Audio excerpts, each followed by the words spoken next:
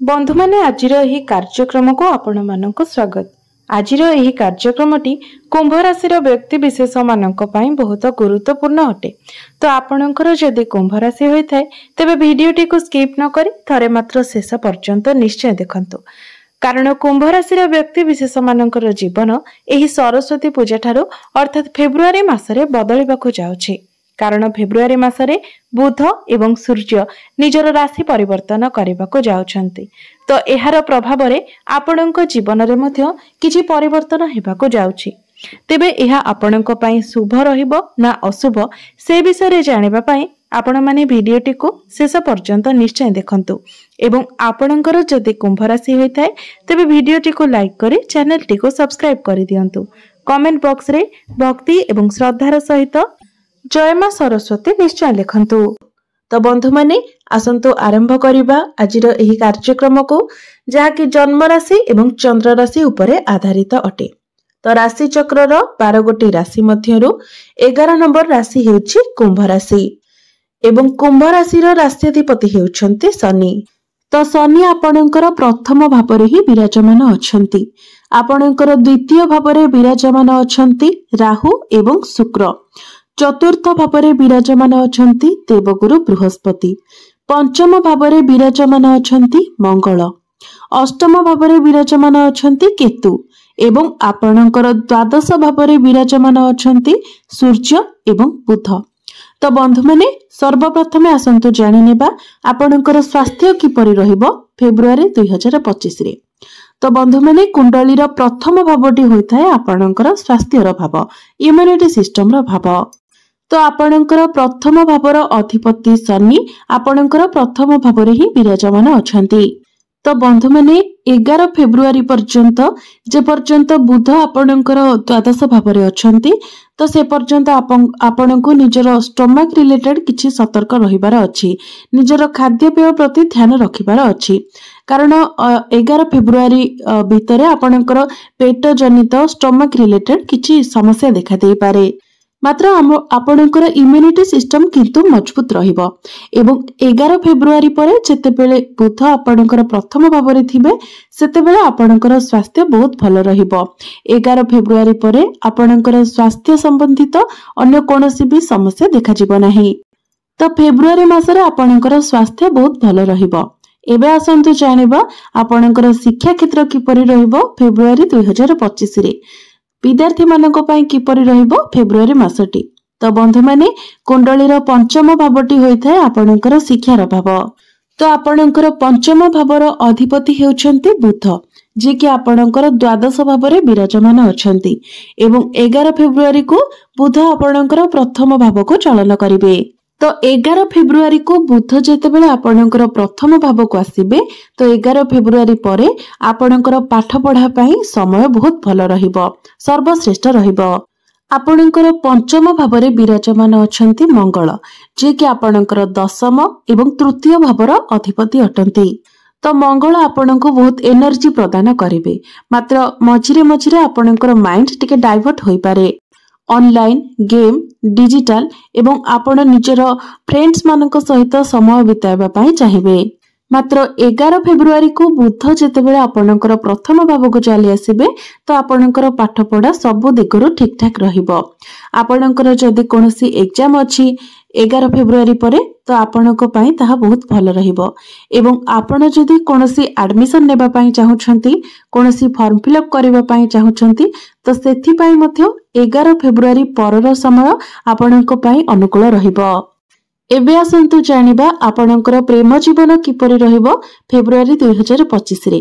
तो बंधु माने कुंडलीर पंचम भावटी आपणकर शिक्षार भाव हेबा सहित पंचम भावटी मध्य होइथाय आपणकर प्रेम जीवनर भाव, आपणकर संतानर भाव। तो आपणकर पंचम भावर अधिपति हेउछंती बुध, जे कि आपणकर द्वादश भाव रे विराजमान अछंती। तो आपणकर पंचम भाव रे विराजमान अछंती मंगल, जे कि संपूर्ण मास सारा आपणकर पंचम भाव रे ही रहिबे, कारण फेब्रुआरी मासरे मंगलंकर कोनोसी राशि परिवर्तन हेबार नाही। तो एहार प्रभाव रे आपण निजर पार्टनर को मध्यरे टिके क्रोध स्वभाव देखिबाकू पाइबे एवं तांकर धैर्य रे मध्य कम देखा देबो, कारण मंगल हेउछंती अग्नि तत्वर ग्रह। मंगल हेउछन्ति देवता मानकर सेनापति।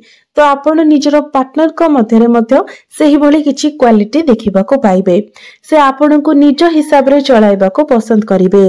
तांको मध्यरे आपण एग्रेशन देखिबाको पाइबे। तेबे बंधु माने जे पर्यंत बुध आपणकर द्वादश भावरे अछंती अर्थात 11 फेब्रुआरी पर्यंत आपणक मध्यरे अल्प किछि समस्या देखा देई पारे। मात्र बुध जेतेबेले आपणकर प्रथम भावको चली आसीबे सेतेबेले आपणकर प्रेम जीवन ठीक ठाक होई जिवो। जहा भी किछि समस्या थिला से सब मध्य आपणकर समाधान होई जिवो। कारण आपणक पार्टनर को मध्यरे एग्रेशन रहिले मध्य आपण बहुत शांत रहिबे। आपण तांको बुझाइबाको चेष्टा करिवे जहा फलरे आपणकर प्रेम जीवन ठीक ठाक रहिबो। एबे आसंतु जानिबा आपणकर वैवाहिक जीवन किपरि रहिबो फेब्रुआरी 2025 रे। तो बंधु माने कुंडलीर सप्तम भावटी होइताय आपणकर वैवाहिक जीवनर भाव, आपणक जीवन साथीर भाव। तो आपणकर सप्तम भावर अधिपति हेउछन्ति सूर्य, जे कि आपणकर द्वादश भावरे विराजमान अछन्ति एवं 13 फेब्रुआरी को सूर्य आपणकर प्रथम भाव को आसीबे। शनिकर दृष्टि मध्य आपणकर सप्तम भाव उपरे रहुछि। तो बुध एवं सूर्य जेतेबेले आपणकर प्रथम भाव को चली आसीबे सेतेबेले बुध एवं सूर्यंकर दृष्टि मध्य आपणकर सप्तम भाव उपरे रहिबो। तो 13 फेब्रुआरी पूर्वरु सूर्य आपणकर द्वादश भावरे त्रिक भावरे विराजमान अछन्ति। सेथिपाई 13 फेब्रुआरी पर्यंत आपणको निजर वैवाहिक जीवन उपरे विशेष ध्यान रखिबार अछि। तो आपणकर वैवाहिक जीवन ठारू अधिक आपणको निज जीवन साथींकर स्वास्थ्य उपरे ध्यान रखिबार अछि। काहेकि ना आपणको जीवन साथींकर इन्फेक्शन, एलर्जी एवं इम्यूनिटी सिस्टम डाउन हैला बोले किछि समस्या देखा देई पारे। मात्र ए सबु 13 फेब्रुआरी पर्यंत ही रहिबो। 13 फेब्रुआरी परे सबु किछि ठीक ठाक होई जिवो। कारण 13 फेब्रुआरी को सूर्य आपणकर लग्न को चली आसीबे एवं आपणकर सप्तम भाव को देखिबे, जहा फलरे आपणक जीवन साथींकर स्वास्थ्य रे मध्य उन्नति आसीबो एवं आपणकर वैवाहिक जीवन मध्य सुखमय हेबो। एहा सहित आपण निज जीवन साथी सहित किछि प्लानिंग मध्य करि पारंती। आपणक मन को किछि आइडिया आसी पारे। कारण सप्तम भाव उपरे सूर्यंकर दृष्टि रहिबो, आपणक राशिर अधिपतिंकर दृष्टि रहिबो, बुधंकर दृष्टि रहिबो। एहा सहित सप्तम भावर अधिपति एवं प्रथम भावर अधिपति एकाठी होई जिवे, जहा फलरे आपणक मध्यरे भल पाइबा बढ़िबो, संपर्क मजबूत हेबो। तो एबे आसंतु जानि नेबा सबुठारु महत्वपूर्ण विषय वस्तु आपणकर भाग्य, क्यारियर एवं व्यापार वाणिज्यर स्थिति किपरि रहिबो फेब्रुआरी 2025 रे।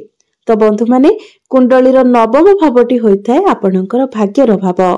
तो आपणकर भाग्य भावर अधिपति हेउछन्ति शुक्र, जे कि आपणकर द्वितीय भावरे विराजमान अछन्ति। एहा सहित द्वितीय भावरे शुक्र उच्चस्थ मध्य अछन्ति। एहा सहित कोनोसी पाप ग्रहंकर दृष्टि मध्य शुक्रंक उपरे नाही। तो फेब्रुआरी मासरे भाग्य आपणकर बहुत भल रहिबो। एहा सहित फेब्रुआरी मासरे शुक्रंकर कोनोसी राशि परिवर्तन मध्य हेबार नाही। तो फेब्रुआरी मासरे निश्चित भावरे आपणको आपणक भाग्यर संपूर्ण रूपरे साथ मिलिबो। तो आपण जदि कोनोसी नूतन कार्यर आरंभ करिबा पई चाहुछंती, कोनोसी बड़ कार्य आपण हाथ देबाकू चाहुछंती, कोनोसी बड़ जिनिस किणा किणी करिबा पई चाहुछंती, आपणकर कोनोसी मीटिंग किंबा डील रहिछि, आपण कोनोसी बड़ इन्वेस्टमेंट करिबा पई चाहुछंती किंबा कोनोसी शुभ मांगलिक कार्य करिबा पई चाहुछंती, तो प्रत्येक कार्य निश्चित भावरे आपणको सफलता मिलिबो। फेब्रुआरी मासटी आपणको पई सपोर्टिव रहिबो। एबे आसंतु जानिबा आपणकर क्यारियर, आपणकर कार्य क्षेत्र किपरि रहिबो। तो बंधु माने दशम भावटी होइथाय आपणकर क्यारियर भाव, कार्य क्षेत्रर भाव। तो आपणकर दशम भावर अधिपति हेउछन्ति मंगल, जे कि आपणकर पंचम भावरे विराजमान अछन्ति एवं मंगलंकर दृष्टि आपणकर लाभ स्थान उपरे रहुछि। तो बंधु माने जदि आपण एमएमसी कंपनी रे कार्य करूछन्ति तो आपणक पय समय बहुत भल रहिबो। कारण मंगलंकर दृष्टि आपणकर द्वादश भाव उपरे मध्य रहुछि एवं आपणकर लाभ स्थान उपरे मध्य रहुछि। तो कार्य क्षेत्र रे आपणको लाभ प्राप्ति हेबो। तो आपण निजर कार्य क्षेत्र रे ठीक भाबरे कार्य करि पारिबे। आपणको कार्य रे लाभ मिलिबो, नुआ नुआ आइडिया मध्य आपणकर मन को आसीबो। सूर्य मध्य जेतेबेले आपणकर प्रथम भाव को चली आसबे तो आपणक मध्यरे स्टामिना रहिबो, एनर्जी रहिबो, आपणक मध्यरे आत्मविश्वास वृद्धि हेबो। तो 13 फेब्रुआरी परे आपणकर कार्यक्षेत्र आहुरी अधिक भल रहिबो जेतेबेले सूर्य आपणकर प्रथम भाव को चली आसबे। बुध मध्य आपणकर 11 फेब्रुआरी को प्रथम भाव को चली आसबे तो आपणकर बाणी रे एक अट्रैक्टिवनेस आसीबो। निज बाणी द्वारा आपण अन्य मानक निज आड़ को आकर्षित करें। आपणकर कम्युनिकेशन स्किल्स बहुत भल रहिबो कारण प्रमुख ग्रह मानकर स्थिति आपणक कुंडली रे बहुत भल रहुछि। गुरु आपणकर चतुर्थ भाव रे रही दशम भाव को देखुछंती। आपणकर दशम भावर अधिपति मंगल पंचम भाव रे विराजमान अछंती। सूर्य एवं बुध मध्य आपणकर प्रथम भाव रे रहिबे जहा फल रे क्यारियर आपणकर सबु दृष्टि बहुत भल रहिबो। एहा सहित जो मानक निकट रे कोनोसी चाकरी नाही तो आपणको चाकरी मिलिबार मध्य बहुत अधिक संभावना रहुछि। सेतिबाय आपण निजर चेष्टा जारी रखंतु। सूर्य जेतेबेले आपणकर प्रथम भाव को चली आसीबे तो सेतेबेले आपणकर चाकरी जोग खोली जिवो तो आपण निजर चेष्टा निश्चित भाबरे जारी रखिबा उचित। बंधु माने क्यारियर पाई आपणक पाई एही मासटी सर्वश्रेष्ठ रहिबो। क्यारियर रे आपणकर ग्रोथ आसीबो, आपणको अचीवमेंट मिलिबो, चाकरी रे आपणको प्रमोशन मध्य मिलि पारे। एबे आसंतु जानिबा आपणकर व्यापार वाणिज्यर स्थिति किपरि रहिबो फेब्रुआरी 2025 रे। तो सप्तम भावटी होइथाय आपणकर व्यापार वाणिज्यर भाव एवं सप्तम भावर अधिपति हेउछंती सूर्य जे कि आपणकर द्वादश भाव रे विराजमान अछंती एवं 13 फेब्रुआरी को सूर्य आपणकर प्रथम भाव को चली आसीबे। व्यापार वाणिज्यर कारक ग्रह बुध मध्य 11 फेब्रुआरी को आपणकर प्रथम भाव को चली आसीबे तो 13 फेब्रुआरी परे आपणकर व्यापार वाणिज्यर स्थिति बहुत भल रहिबो। 13 फेब्रुआरी पूर्वर आपणकर बिजनेस अप डाउन स्थिति रे रहिबो मात्र 13 फेब्रुआरी परे आपणकर व्यापार वाणिज्य खूब जोरसोर रे चलिबो। तो एबे आसंतु जानिनेबा किछि प्रतिकार विषय रे जे प्रतिकार गुडिक करिबा द्वारा ए मासरे आसुथिबा आपणकर समस्त अशुभत्व गुडिक खंडन होई परिबो एवं आपणको अधिक शुभ फल प्राप्ति होई परिबो। सेतिपाई आपण प्रत्येक दिन हनुमान चालीसार पाठ करंतु। एहा सहित प्रत्येक दिन आपण बुधंकर बीज मंत्र मध्य 108 थर जप करंतु। शुक्रंकर बीज मंत्र मध्य आपण प्रत्येक दिन 108 थर जप करंतु। आपणकर समस्त अशुभत्व खंडन होई आपणको शुभत्व प्राप्ति हेबो, आपणकर भाग्य रे उन्नति आसीबो। तो बंधु माने आपणकर जीवन मंगलमय हेउ एहा ही ईश्वरंक निकट रे मोर प्रार्थना। धन्यवाद।